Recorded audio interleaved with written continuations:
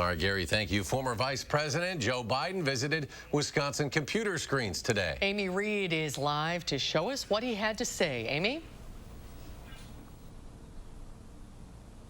The presumptive Democratic nominee continued his virtual campaign with two stops in Wisconsin today. One focused on rural issues and the other took on the big city. I wish we could all be together in person, but... Former Vice President and presumptive Democratic nominee Joe Biden made his first stops in Wisconsin today, once talking to a virtual crowd in Milwaukee. You know, as I speak today, more than 90,000 Americans have lost their lives this pandemic. Another stop focusing on rural issues in a roundtable discussion with Democratic Congressman Ron Kind and his constituents in healthcare, business, and agriculture. Biden focused his responses criticizing the current administration's handling of the pandemic and trade, and hearing from one person who was frustrated with the access to small business loans. Biden blamed Trump on that and widespread issues with unemployment insurance. Well, guess what? It's not getting out there.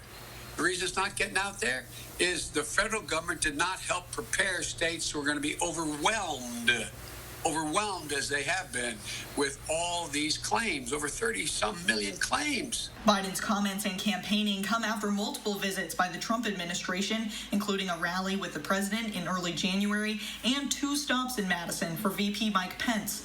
Today, the pair also had a familiar voice in their corner, former Governor Scott Walker, who criticized Biden on his plan to combat climate change and his not releasing records tied to an allegation that he sexually assaulted a staff member in 1993. Obviously, Joe Biden proclaimed his innocence, but I think it's critically important in light of what Congressman Kind said to remember that Joe Biden still refuses to allow anyone to access his Senate files at the University of Delaware.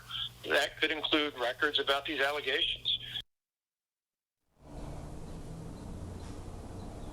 The latest Marquette poll did not show a strong lead for either Biden or Trump, and it showed split approval and disapproval for Trump's handling of the coronavirus. And many experts believe that that response is what's going to be key for voters when they head to the voting booths in November.